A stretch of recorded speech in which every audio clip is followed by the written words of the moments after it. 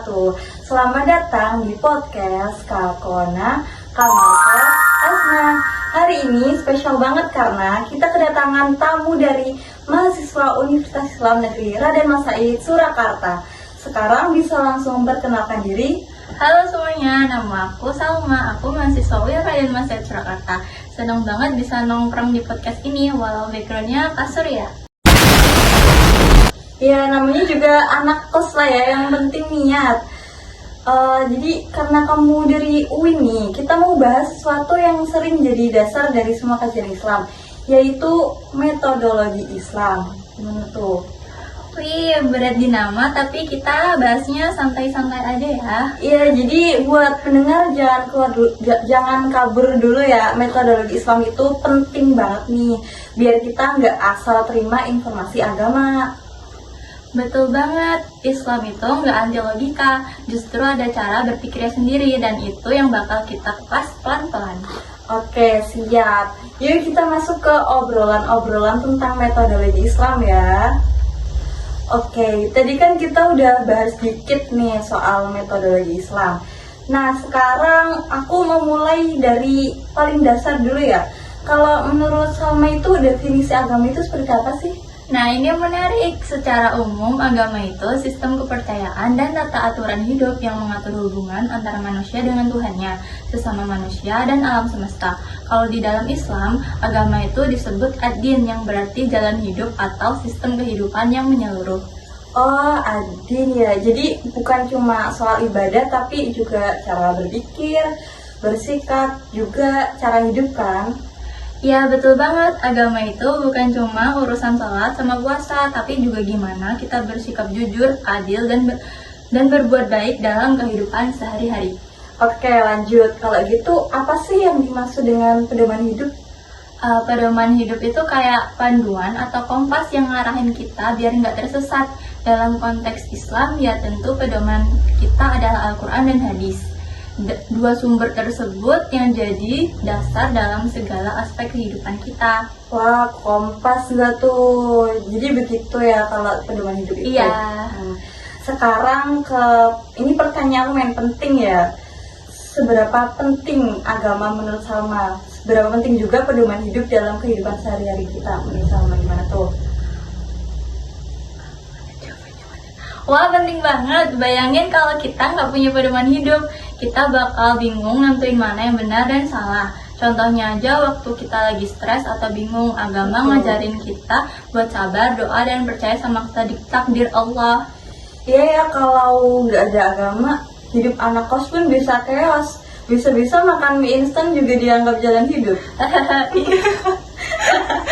Iya, tapi serius, agama itu yang bikin manusia tetap manusia, bukan cuma makhluk yang ngejar kenyamanannya, tapi juga kebenaran. Nah, begitu ya. Oke, sekarang ke topik lain nih, mungkin agak berat dikit ya.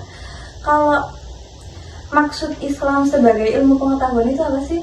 Jadi Islam itu bukan cuma agama yang ngajarin ritual, tapi juga mendorong manusia berpikir, meneliti, dan juga belajar. Makanya di banyak surat dalam Al-Quran, Allah menyuruh kita buat selalu tafakur atau berpikir dan tadabbur atau merenungi. Islam itu melihat ilmu sebagai bagian dari ibadah.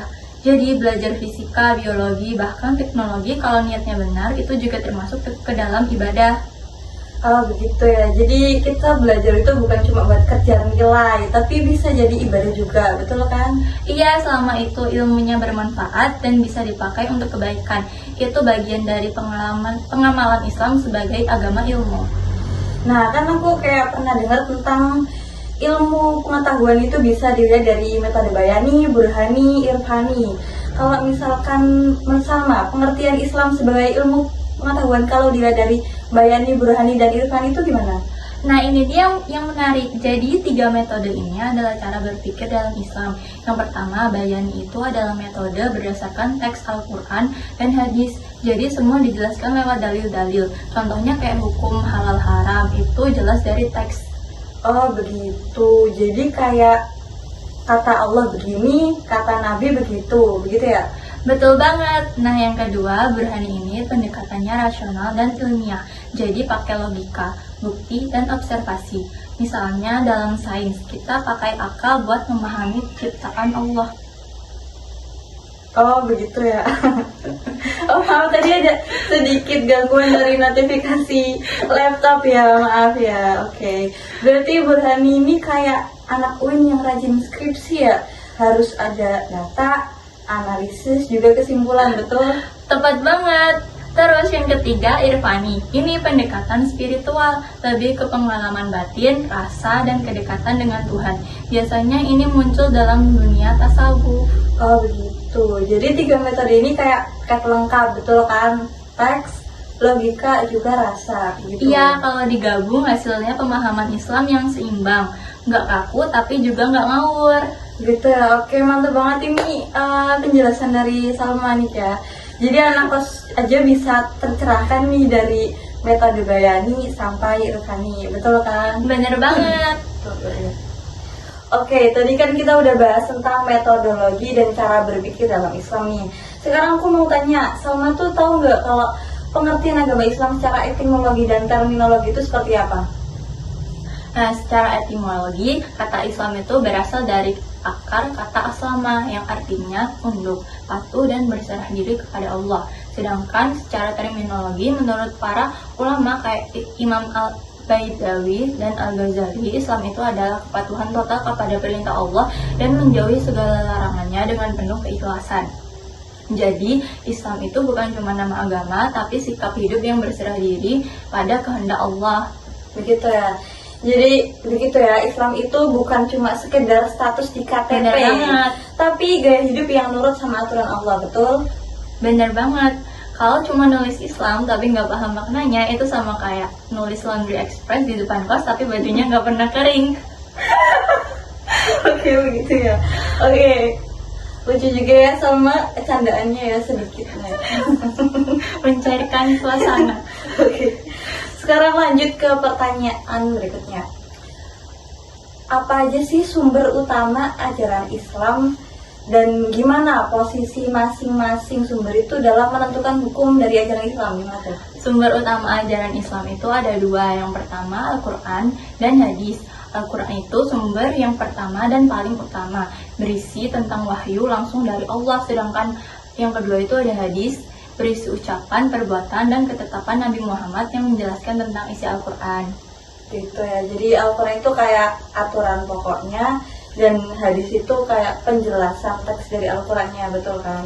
Iya bener banget, kalau Quran bilang dirikanlah sholat, hadis yang jelasin gimana cara sholat, berapa rakaat, dan seterusnya. Setelah itu ada sumber tambahan kayak ijma dan qiyas yang bantu menyelesaikan masalah baru yang nggak disebut langsung dari dua sumber utama tersebut. Oh begitu ya, tadi apa sih kayak ijtihad, ijma, qiyas? Iya. Itu pengertiannya apa sih? Jadi gini, ijma itu kesepakatan para ulama terhadap suatu hukum setelah Rasulullah wafat. Sedangkan qiyas itu analogi, yaitu menyamakan hukum suatu hal baru dengan yang sudah ada karena ada kesamaan alasan hukumnya.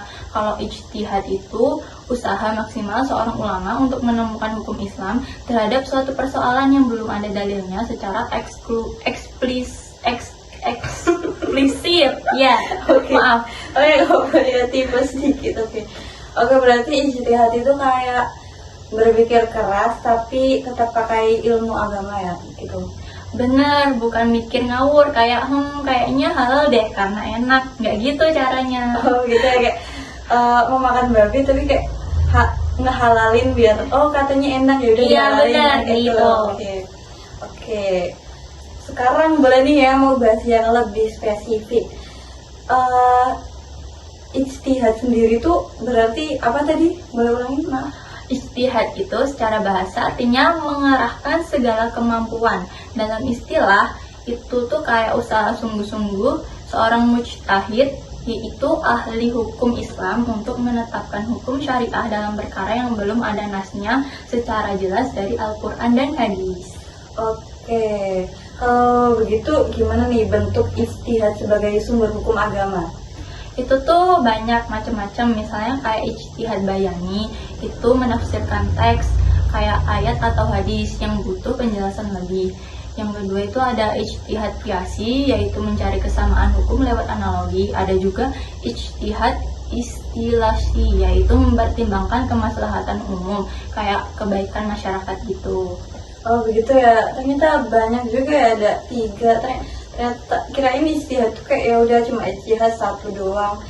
Oke, sekarang lanjut nih buat pertanyaan selanjutnya. Gimana fungsi dan kedudukan ijtihad sebagai sumber hukum agama? Gimana? Ijtihad itu punya fungsi penting banget. Dia jadi jembatan antara ajaran Islam klasik dengan realitas modern. Kayak ijtihad para ulama bisa menetapkan hukum baru untuk hal-hal yang gak ada di zaman Nabi. Misalnya hukum vintage, transplantasi organ, atau teknologi AI. Semua itu bisa dikaji lewat ijtihad. Begitu ya, jadi kalau nggak ada ijtihad nih, Islam tuh bisa stuck di masa lalu ya kalau nggak ada ijtihad. Benar, ijtihad Islam tetap hidup dan dinamis tanpa kehilangan prinsip dasarnya. Oh begitu, oke.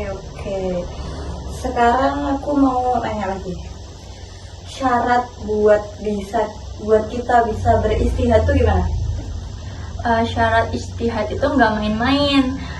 Seorang ijtihad itu harus yang pertama menguasai bahasa Arab dengan baik, kedua paham isi dan tafsir Al-Quran dan hadis, ketiga mengerti prinsip usul fikih dasar penetapan hukum, yang keempat tahu konteks sosial masyarakat, yang terakhir punya akhlak dan niat yang lurus. Oh begitu ya, berarti jadi apa tadi yang orang bisa ijtihad itu mustahid ya.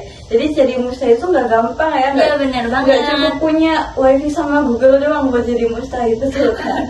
Iya jelas enggak. Tapi kalau niat belajar dan terus cari ilmu, itu udah langkah awal menuju jalan ijtihad juga kok.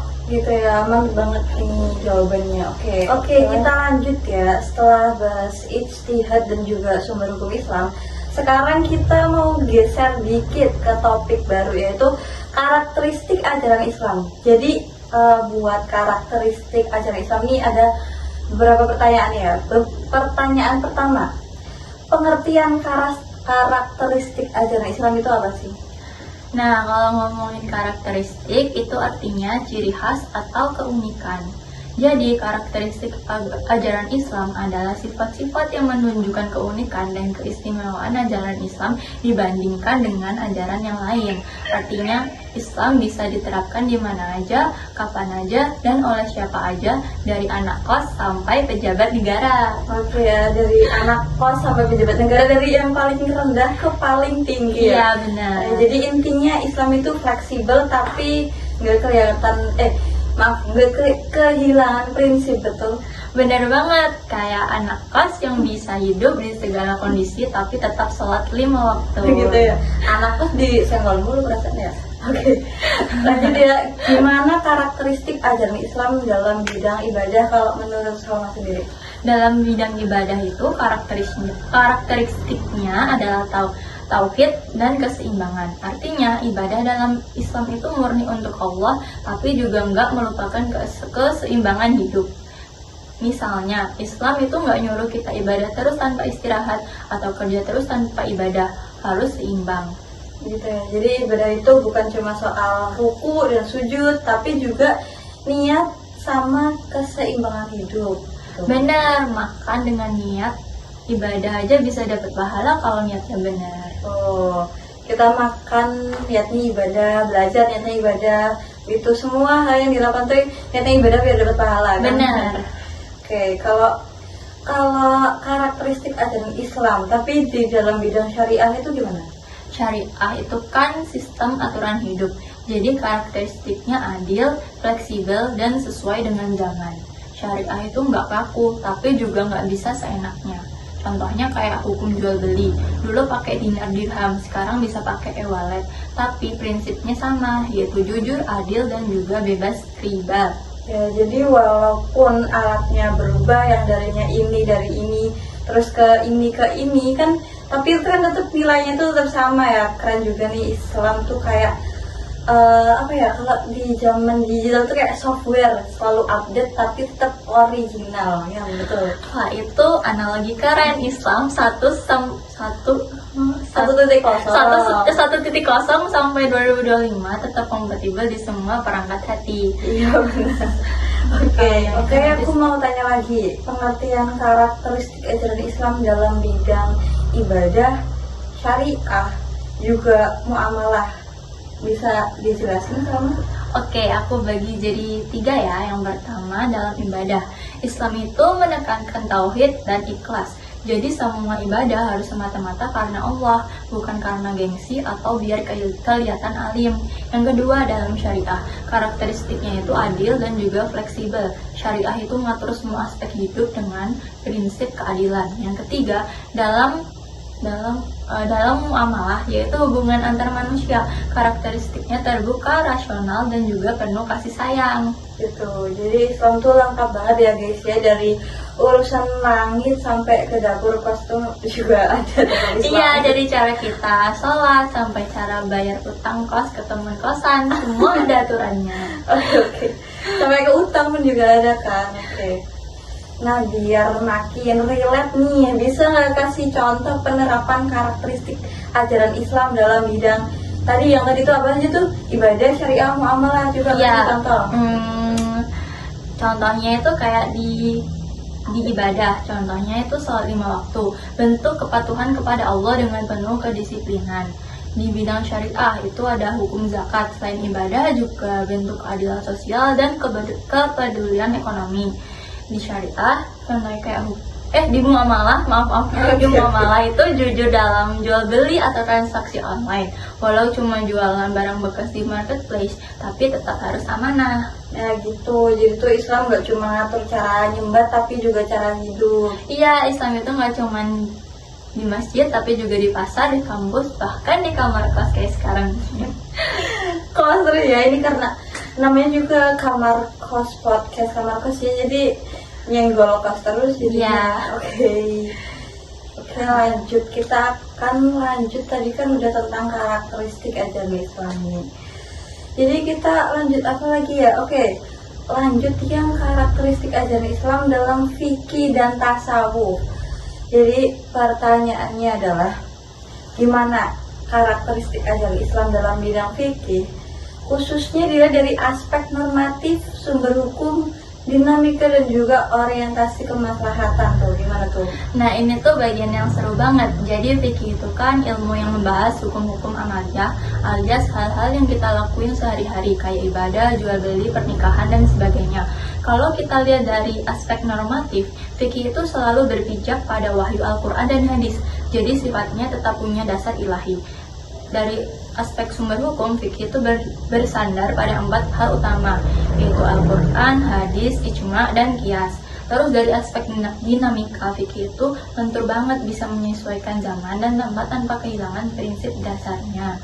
Dan yang paling keren, orientasi fikih itu selalu untuk kemaslahatan umat. Jadi hukum Islam bukan buat nyusahin, tapi justru buat menjaga keseimbangan dan kebaikan hidup manusia. Oh, keren banget. Jadi sebenarnya itu fikih itu nggak kaku ya, malah dinamis dan juga realistis. Bener banget, fikih itu kayak anak kos yang adaptif, bisa hidup dengan kondisi apapun, tapi tetap berpegang sama prinsip halal haram. Keren. Oke. Nah sekarang, ini kita udah lama ngobrol-ngobrol ya. Kita bakal masuk ke bagian terakhir sebelum kita masuk ke penutup ya. Gimana karakteristik ajaran Islam dalam bidang tasawuf, terutama dalam hal penyucian jiwa, pengalaman spiritual, landasan syar'i, juga metode pembinaan, gimana tuh? Nah, kalau tasawuf itu bagian dari Islam yang fokus ke dimensi batin, kayak ke penyucian hati dan jiwa. Kalau dalam penyucian jiwa, tasawuf itu ngajarin kita buat ngontrol nafsu, membersihkan hati dari sombong, iri, dan juga dengki. Dalam pengalaman spiritual, tasawuf itu ngarahin manusia buat ngerasain kedekatan sama Allah. Bukan cuma tahu Allah, tapi juga bisa ngerasain kehadiran Allah gitu. Lalu dari landasan syar'i, tasawuf itu tetap berdasarkan Al-Quran dan Sunnah. Jadi bukan hal mistik yang lepas dari syariat, tapi justru memperdalamnya. Terakhir, metode pembinaannya biasanya lewat zikir, muhasabah, introspeksi diri, dan juga bimbingan dari guru rohani yang terpercaya gitu.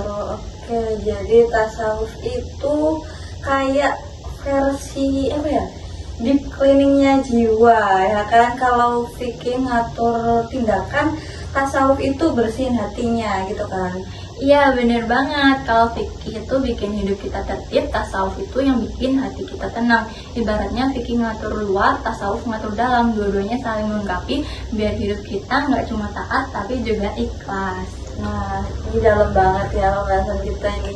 Dari awal kita bahas metodologi sumber hukum sampai sekarang tasawuf ya. Kayaknya kamar kos podcast Kakona ini udah naik derajat ya, karena kita jadi kayak pesantren mini. Betul. Oke. Jadi kalau kita rangkum nih ya, Islam itu benar-benar lengkap banget. Mulai dari akidah yang ngatur keyakinan, syariah yang ngatur perbuatan, sampai tasawuf yang ngatur hati dan jiwa, ya kan? Iya, Islam itu syamil dan kamil, sempurna dan menyeluruh.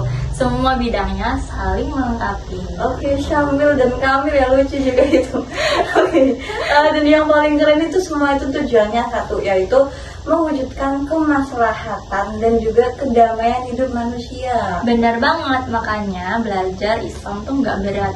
Nggak harus berat, bisa dimulai dari hal-hal yang kecil, kayak menjaga niat, berbuat baik, jujur dalam hal apapun. Oke, nggak kerasa ya, dari tadi kita udah ngobrol dari A sampai Z tentang metodologi Islamnya banyak banget, mulai dari definisi agama, perubahan hidup, Islam sebagai ilmu pengetahuan, dan lain-lainnya itu yang sampai tasawuf yang terakhir kan, ya kayak keren banget kita bisa, wow, ya kan? Iya, luar biasa banget sih, siapa sangka obrolan di kamar kos bisa sedalam ini. Biasanya cuman debat mie instan rasa kari sama soto aja. Ya sih, kalau aku lebih ke prefer rasa kari sih. Oke, tapi serius, dari semua yang kita bahas bisa dibilang kalau Islam itu bukan cuma agama ritual, tapi sistem hidup yang lengkap, ngatur hubungan kita sama Allah, sama manusia, bahkan sama diri kita sendiri. Bener banget, dan kuncinya itu satu, pemahaman.